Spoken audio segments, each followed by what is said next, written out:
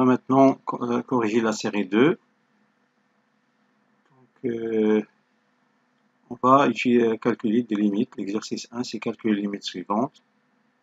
Alors, on va soit raisonner par équivalence, soit utiliser toutes les méthodes IGL. Alors, la limite de x à la puissance 3 plus 2x à la puissance 4 divisé par x plus 1 quand x tend vers plus l'infini, c'est la limite quand x tend vers plus l'infini. Donc, un polynôme, c'est équivalent à son nombre de plus grand degré au voisinage de plus l'infini. C'est 2x à la puissance 4 divisé par x. Donc, ça va donner la limite quand x tend vers plus l'infini de 2x à la puissance 3 qui est égal à plus l'infini. Ça, c'est pour la limite 1. Maintenant, passons à la limite 2. Alors, pour la limite 1, 2, pardon, on va utiliser soit les critères d'équivalence, soit la règle de Pétale. Alors, qu'est-ce qu'il y a la règle de Pétale? Si on trouve normalement une forme indéterminée, la forme 0 divisé par 0 ou bien infini divisé par infini, alors je peux utiliser la propriété qui dit que la limite de f sur g, quand x tend vers a, si vous tombez sur une forme indéterminée de la forme infini divisé par infini ou bien 0 divisé par 0, c'est la même chose de la limite de la dérivée de f par rapport à g en a. Et si vous trouvez encore une fois une forme indéterminée, on redérive, c'est la limite de f seconde, donc ainsi de suite jusqu'à l'arrivée de la limite. Alors si on dérive, la dérivée de 1 c'est 0, la dérivée de racine de 2x c'est 1 sur 2 racine x plus 1, et la dérivée de x c'est 1, donc maintenant la limite c'est 1 demi. Ou bien, méthode 2,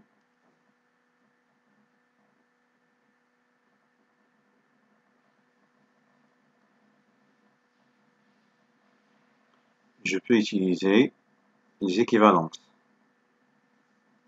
On sait que 1 plus x à la puissance alpha moins 1, c'est équivalent au voisinage de 0 à x. Alors, je peux utiliser cette propriété, la limite de racine de x plus 1 moins 1 divisé par x quand x tend vers 0, c'est égal à la limite quand x tend vers 0 de 1 plus x à la puissance 1 demi moins 1 divisé par x. C'est égal à quoi? La limite quand x tend vers 0. Cette quantité est équivalente à 1 demi x divisé par x. Donc on simplifie par x, donc il reste 1 demi. On a utilisé la règle des équivalences. Passons maintenant à la limite 2. La limite 2, qu'est-ce qu'il dit? On cherche à calculer la limite. Donc ln de 1 plus 2x divisé par x quand x tend vers 0. Alors soit on va utiliser la règle de Pétale. Alors la dérivée de log de x avec une fonction à l'intérieur, c'est u' de x divisé par u de x. Alors la dérivée de cette quantité, c'est la dérivée de 1 plus 2x. Le dérivé de 1 c'est 0, 2x c'est 2, divisé par 1 plus 2x. Et la dérivée de 1 c'est 1, de x c'est 1, donc elle reste là, donc la limite c'est 2. Méthode 2.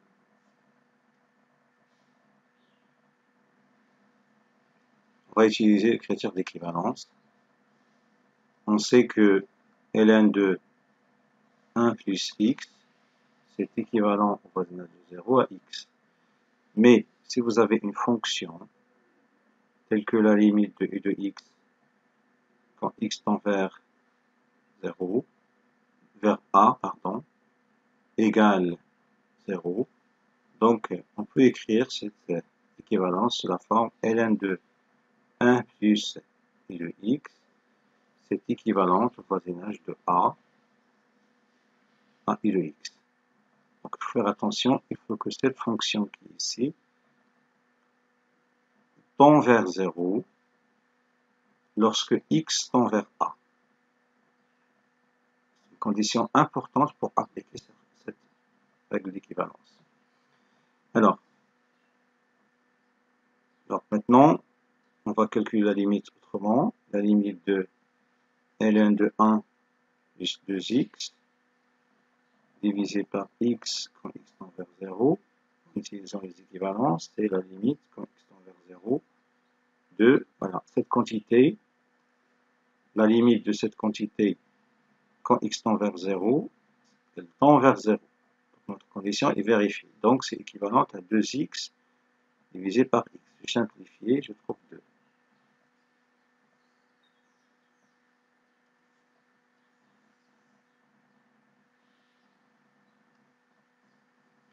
Alors, pour la dernière limite, alors, on a la règle de croissance comparée, en plus l'infini, logarithme c'est plus faible, puissance de x au milieu, exponentielle c'est le plus fort, au voisinage de plus infini. Alors, si vous avez une constante positive, par exemple A positif, B positif, C positif, donc ceci reste vrai si vous mettez un A ici positif, un B ici positif, un C ici positif. Ça veut dire quoi? Ça veut dire que x à la puissance B, c'est négligeable devant l'exponentielle de Cx, voisinage de plus l'infini, puisque l'exponentielle de x est le plus fort. La même chose, ln de x à la puissance A, c'est toujours négligeable devant x à la puissance B. La même chose, ln de x à la puissance A, c'est négligeable devant l'exponentielle de Cx, voisinage de plus l'infini. Voilà, ce sont les critères de négligeabilité. Et ça veut dire quoi f est négligeable devant g? Voisinage de A, ça veut dire que la limite de f sur g égale 0. Ça veut dire quoi? Cette négligeabilité se traduit par quoi? Se traduit par la limite de x à la puissance b divisé par exponentielle cx égale 0. Cette limite elle se traduit par quoi? La limite de ln de x à la puissance a divisé par x à la puissance b en plus l'infini c'est 0. Et celle-là se traduit par la limite de ln de x à la puissance a divisé par l'exponentielle de cx, c'est 0. Maintenant, calculons notre limite. La limite de x divisé par exponentielle de x plus 1, quand x tend vers plus infini, je peux utiliser la règle de Pétale. La dérivée de x, c'est 1. La dérivée de ça, c'est l'exponentielle de x quand x tend vers plus infini. Ça, c'est 0. Ou bien, je peux utiliser le critère de négligeabilité. Alors, on a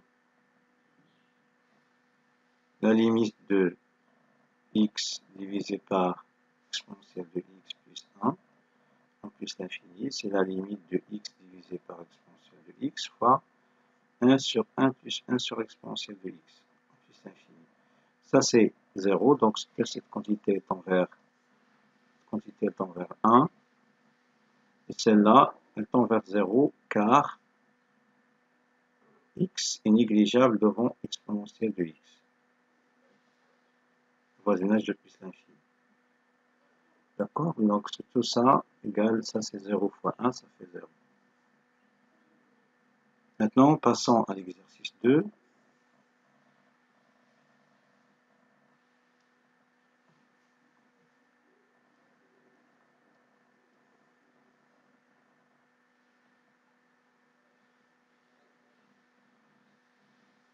Alors, qu'est-ce qu'il dit l'exercice 2?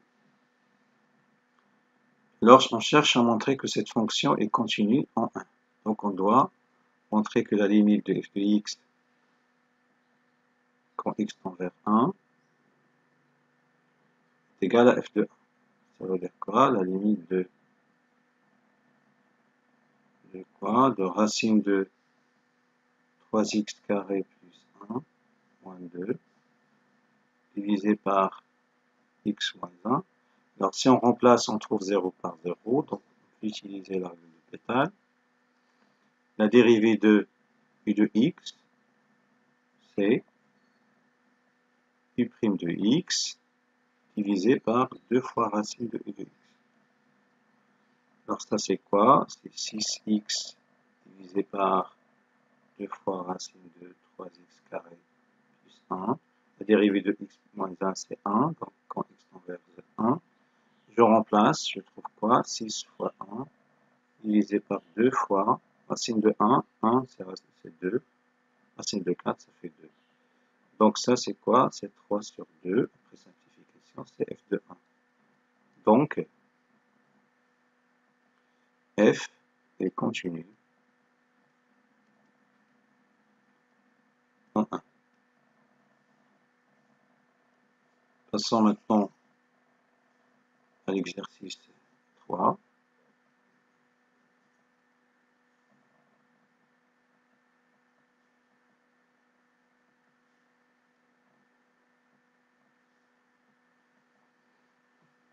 Alors, une petite correction ici, soit f une fonction définie de AB de 0, 1 vers R, une fonction continue telle que f de 0 égale 0, f de R égale 1, et on suppose que f est dérivable en 0+, ça veut dire dérivable à droite en 0, dérivable à gauche en 1, et le nombre dérivé à droite en 0 égale le nombre dérivé à gauche en 1 égale 0. On se propose de montrer que l'équation admet une solution, c'est-à-dire alpha, c'est-à-dire qu'il existe un alpha tel que f de alpha égale 0. Donc, je cherche à montrer qu'il existe l'existence de cet alpha. Théorème de valeur intermédiaire, on a déjà fait ça dans le cours. Donc, théorème de valeur intermédiaire, c'est quoi? Donc, si on a f continue sur AB et f de A fois f de B strictement négatif, donc l'équation, si l'équation f de x égale 0 admet au moins une solution alpha dans l'intervalle AB. Passons maintenant à la question 2.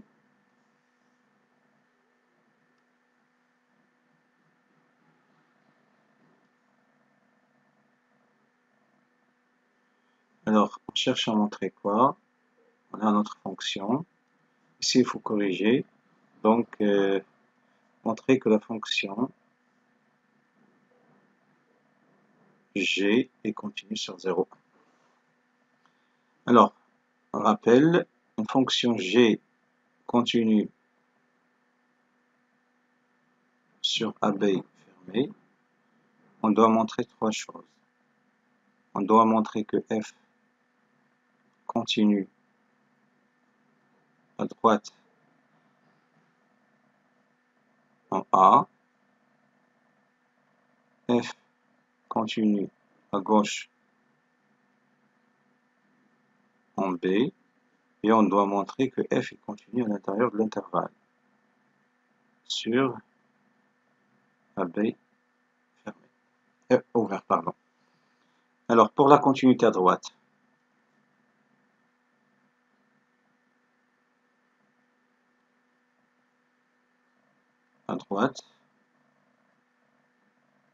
en 0. On a la limite de f de x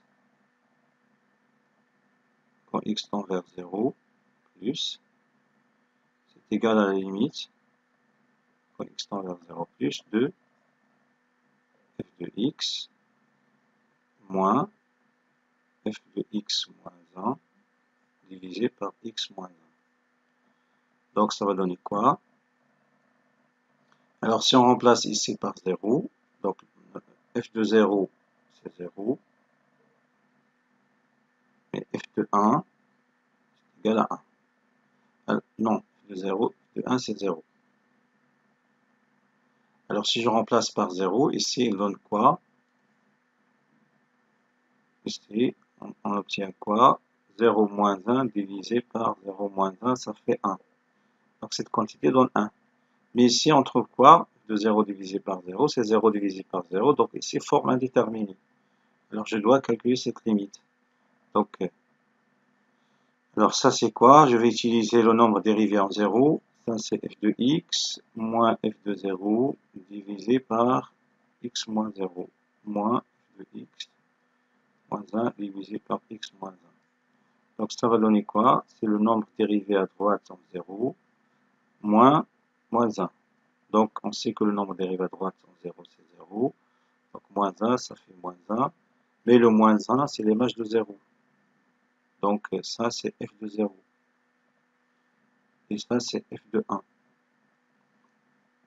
Donc c'est g de 0. Ça c'est g de 1. Donc on a notre fonction g. Ça c'est g de 0. Donc g est continu à droite en 0.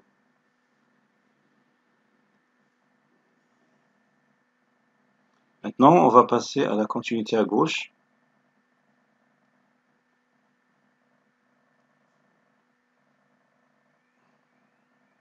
Continuité à gauche en 1. On a la limite de f de x quand x tend vers 1 moins, c'est égal à la limite quand x tend vers 1 moins de f de x divisé par x moins f de x moins 1 divisé par x moins 1. Alors, on a f de 1, c'est 1. Donc, et f de 8, f de 1, c'est 1. Donc, cette quantité, elle va donner quoi? Ne pose aucun problème. Elle donne 1 sur 1. Donc, c'est 1. Mais cette quantité, 1 moins 1, ça fait 0. Donc, elle donne forme indéterminée. 0 divisé par 0. Alors, ça va donner quoi? Je vais utiliser le nombre dérivé à gauche en 1. C'est f de x moins f de 1 divisé par x moins f de 1x moins f de 1 divisé par x moins 1. Ça va donner quoi? La limite de cette quantité, c'est 1 divisé par 1, c'est 1, moins, ça c'est le nombre dérivé à gauche en 1. C'est 1 moins 0, c'est f prime, non, c'est g de 1. Égale 1 qui est égal à g prime de 1. Donc, g est continu à gauche en 1. Passons maintenant à la continuité à l'intérieur de l'intervalle AB. Alors, qu'est-ce qu'on a montré? On a montré la continuité à droite en 0, la continuité à gauche en 1. Elle reste à montrer la continuité sur 0, 1 du G. Alors, on a sur l'intervalle 0, 1, on a, donc sur cet intervalle, la fonction G, elle a une expression. G de x égale f de x divisé par x moins f de x moins 1 divisé par x moins 1. Or, on a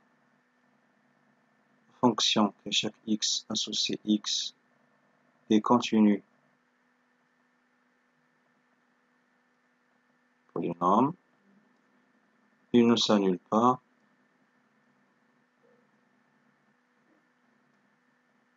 sur 0, 1. De même, et f est continu sur 0, 1. Donc, la fonction qui à chaque x associé f de x divisé par x est continue sur 0 par quotient de fonction continue.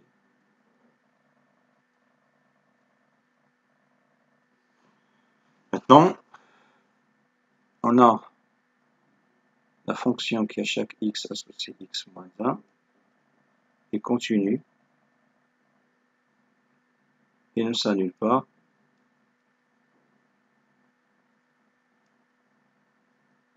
sur 0,1. Et comme f continue sur 0,1, donc f moins 1 est continue sur 0,1.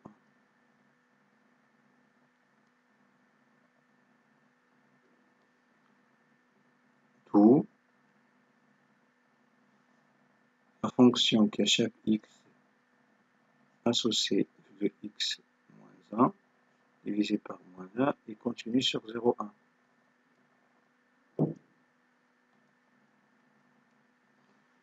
Donc, le f c'est quoi? Le g, c'est la différence de cette fonction, celle-là. Donc, g est continu sur 0,1 comme différence de telle fonction. C'est-à-dire différence de fonction continue.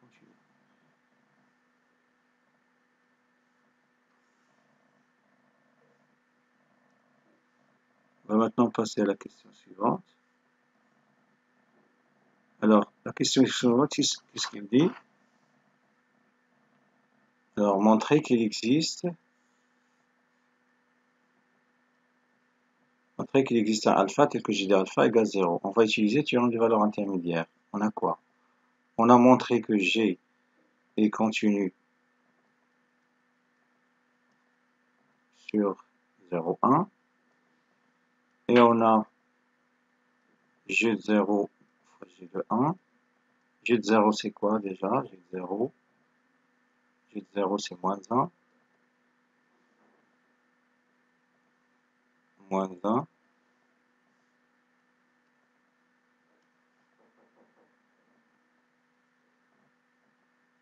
Donc moins 1 fois 1. Ça fait moins 1 qui est strictement négatif. Donc, d'après le théorème des valeurs intermédiaires, il existe un alpha dans l'intervalle 0,1 et que g de alpha égale 0. Passons maintenant à la question suivante. La question suivante, qu'est-ce qu'il dit? On déduire que f de alpha égale alpha.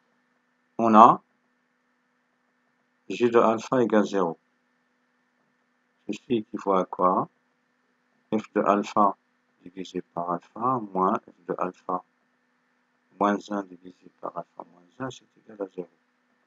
Ceci équivaut à quoi? F de alpha divisé par alpha égale f de alpha moins 1 divisé par alpha moins 1. Donc, produit croisé.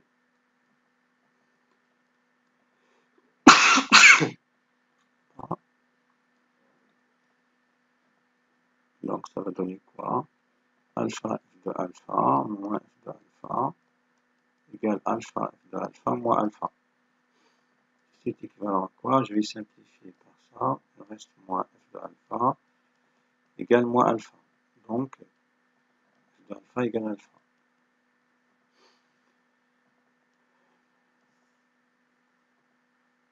Maintenant, on va utiliser quoi?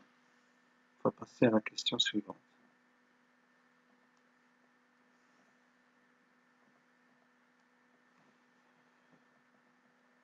La question suivante, qu'est-ce qu'il dit? Voilà.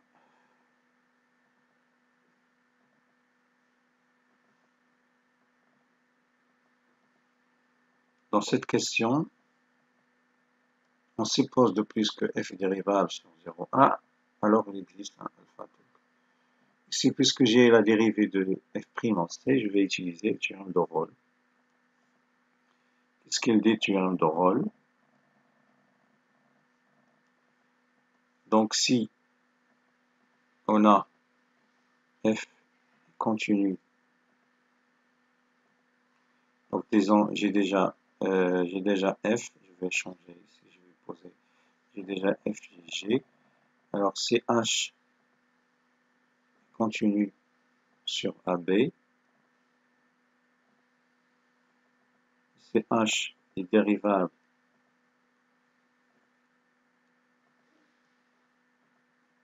sur AB ouvert, h de A égale h de B, alors il existe un C dans AB tel que la dérivée de h en C égale 0. Maintenant, le problème, c'est de trouver le h. Le h sur lequel on va appliquer le théorème de valeur intermédiaire. Alors, on a deux racines de C, f' de C égale 1. Je vais écrire ça sous forme de quelque chose égale 0. Alors, ici, ça c'est f' de C égale 1 sur 2 racines de C, ce qui vaut à quoi? F' de C moins 1 sur 2 racines de C est égal à 0. C'est ça qui joue le rôle de h' de C. Donc, pour le h, on va choisir quoi? On va choisir un certain h tel que la dérivée de h sous point, elle donne cette quantité. Mais on doit chercher normalement h comme une primitive de cette expression. Donc h de x, primitive de f' de x, c'est f de x, mais primitive de cette quantité, c'est moins racine de x. Alors je vais appliquer les conditions sur, alors on a sur h, on a h et continu sur 0,1. Voilà, comme différence.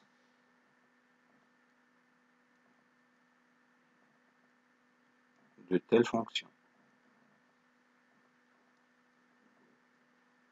C'est-à-dire la différence de deux fonctions continues. La fonction f que chaque x associé à f de x et la fonction que chaque x associé à la racine de x. La différence de deux fonctions.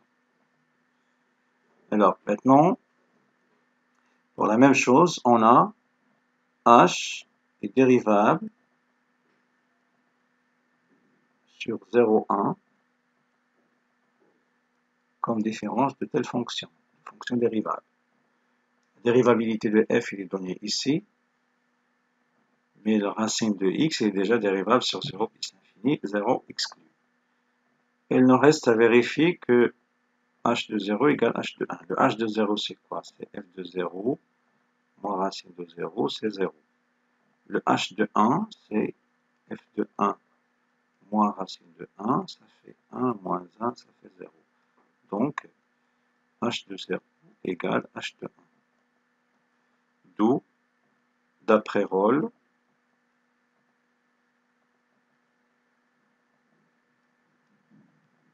il existe un C appartenant à B tel que h' de C égale 0.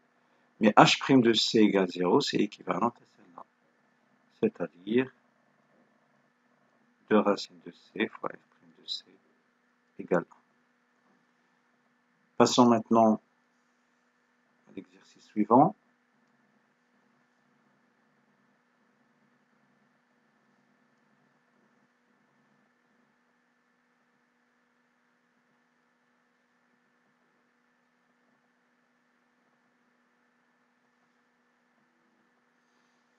L'exercice suivant, soit f, la fonction définie de moins 1 demi plus infini vers r, par ça. Montrer que f réalise une bijection sur l'intervalle g à préciser.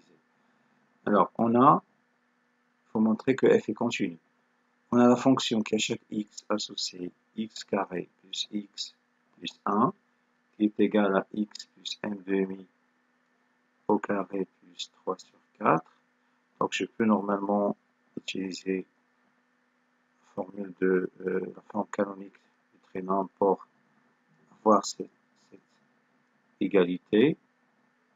2a au carré moins delta sur 4a carré. Si vous appliquez ça, vous trouvez directement cette formule. Donc, et continu est strictement positive.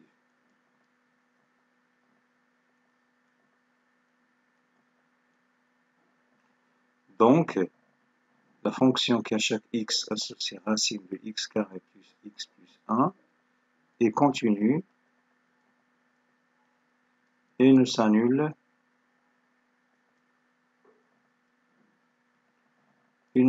pas sur l'intervalle moins 1 demi plus infini.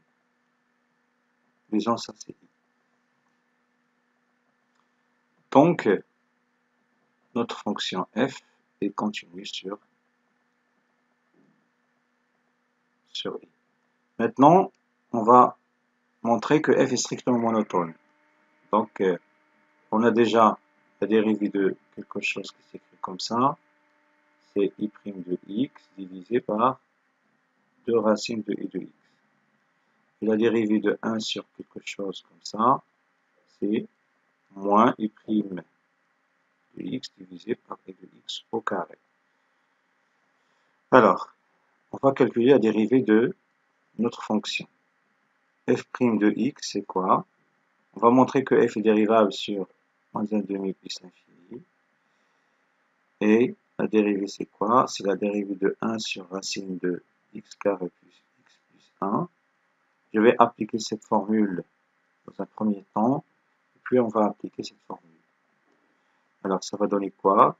C'est moins la dérivée de x carré plus x plus 1, divisé par racine de x carré plus x plus 1 au carré. Donc, ça va donner quoi? En appliquant cette formule ici, à ce niveau, ça va donner 2x plus 1, divisé par racine de 2x carré plus x plus 1, c'est un moins, divisé par x carré plus x plus 1, racine de x carré plus x plus 1. Ce calcul fait, ça va donner moins 2x plus 1, divisé par 2 facteurs de x carré plus x plus 1, racine de x carré plus x plus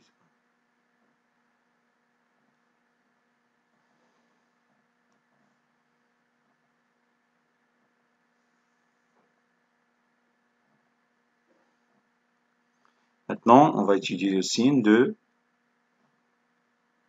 Alors, on a x carré plus x plus 1 égale x plus 1 demi au carré plus 3 sur 4, strictement positif. Donc cette quantité est strictement positive, mais x, elle est comment?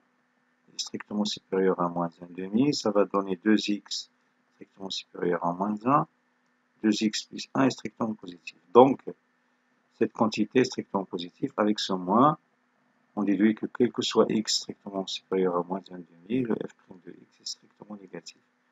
Donc, f est strictement décroissante. Alors, qu'est-ce qu'on a montré? On a montré que f est continue strictement décroissante, donc f réalise une bijection de i vers j qui est égal à f de i. Où f de i c'est quoi? Fonction est décroissante. Donc ça veut dire quoi? Je vais calculer, ça c'est f de moins 1 demi plus l'infini. Ça c'est limite de f de x en plus l'infini. ici je vais calculer l'image de moins 1,5. Donc ça va donner ici 0, 2 racine de 3 sur 3. Donc on répondait à la question 1. Maintenant on va passer à la question 2. Alors, expliciter l'application réciproque. Donc on va poser f-1 de x égale y. Donc, premièrement, il faut choisir soit x dans le domaine de définition de f-1, ça veut dire x, soit x dans l'intervalle 0, 2 racine de 3 sur 2, et y dans l'intervalle dans le domaine de définition de f, c'est-à-dire strictement supérieur à moins 1,2. Alors, en utilisant le théorème de transfert, ça c'est f de y égale x. Donc, ça va donner quoi? C'est 1 sur racine de y au carré plus y plus 1 égale x. Donc, par passage à l'inverse, ça va donner quoi? Cette quantité, c'est y plus 1,5, tout au carré plus 3 sur 4, égale l'inverse de ça, c'est x. Donc, c'est y plus 1,5, le tout au carré, plus 3 sur 4, égale 1 sur x carré. Alors, je vais transformer ici à l'autre côté, c'est moins 3 sur 4. Alors, et après, pour se débarrasser de ce carré, il faut normalement mettre la racine ici. De même, ici, il faut mettre la racine. Mais il faut justifier pourquoi on a le droit de passer à la racine carrée ici. Alors, on a quoi? On a le x, il est positif et inférieur ou égal à 2 racine de 3 sur 3. Donc, le x carré, c'est inférieur ou égal à 4 sur 3. Donc, 1 sur x carré, c'est supérieur ou égal à 3 sur 4. Ça veut dire 1 sur x carré, moins 3 sur 4, c'est positif. Donc, cette quantité est positive, donc on a le droit de passer à la racine. Ici, ça va donner quoi? C'est valeur absolue de y plus 1,5 égale racine de 1 sur x carré moins 3 sur 4. Alors, donc pour se débarrasser de la valeur absolue, normalement, il faut étudier le signe de ce qui est à l'intérieur. Mais on a le y, il est comment? Y est strictement supérieur à moins 1,5, donc y plus 1,5, c'est positif. Donc, je peux éliminer la valeur absolue ici, pas de problème. Donc, et je dois transformer. Donc, je dois transformer y égale combien? Racine de 1 sur x carré moins 3 sur 4. Et je vais transformer le 1,5 à l'autre côté, c'est moins 1,5. Donc, la fonction réciproque, quel que soit x dans g, f moins 1 de x, pour expression, 1 sur x carré moins 3 sur 4, moins 1,5.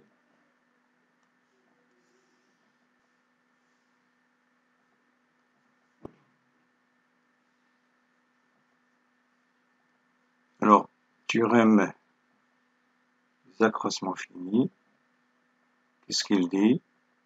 Une généralisation du théorème de Rolls, c'est f est continu sur AB, f dérivable sur AB fermé. Alors, il existe un C appartenant à AB tel que f de B moins f de A égale B moins A fois f' de C. Alors, ici, normalement, pour appliquer la formule, la fonction f de x, je vais choisir f de x égale racine de x. Bien sûr, le A, c'est le rôle de x.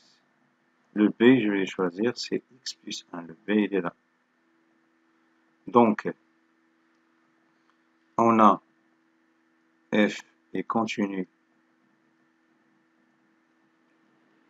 sur x plus 1 et dérivable sur x plus 1, puisque la fonction racine à chaque x associé déjà est continue sur 0 plus infini. dérivable sur 0 plus infini. Donc en particulier, dérivable sur cet intervalle et continue sur cet intervalle, puisque le x est strictement positif. Donc, d'après Taf,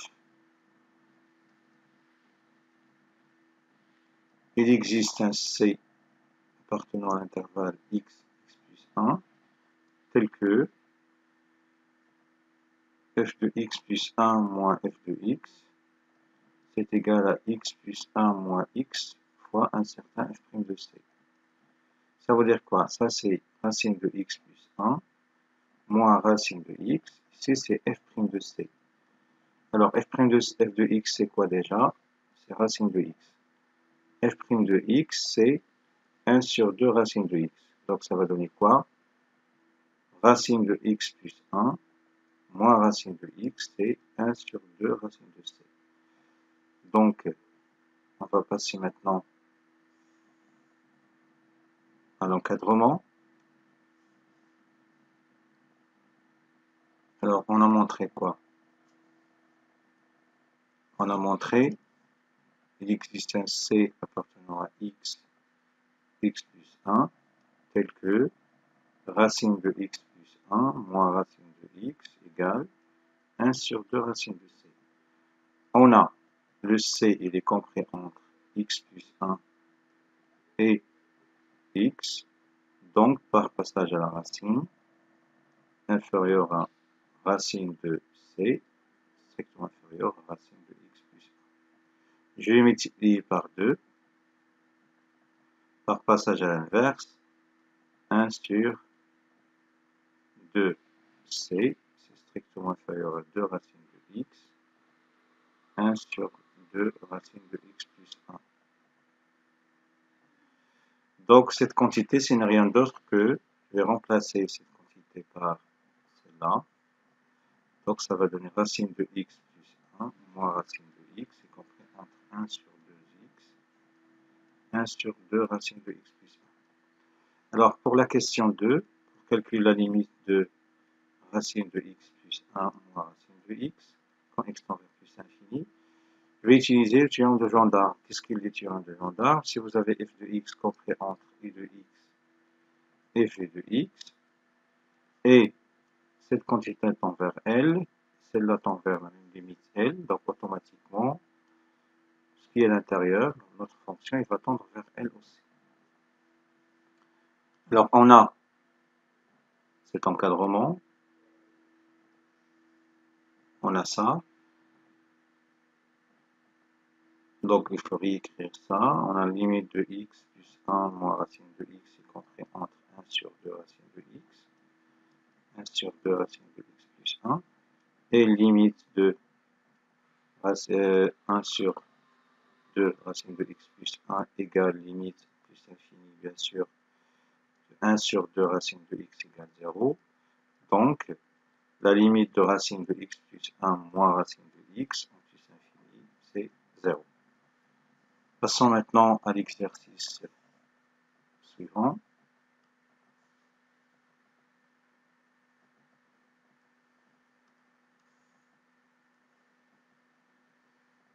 Alors, qu'est-ce qu'il dit l'exercice suivant?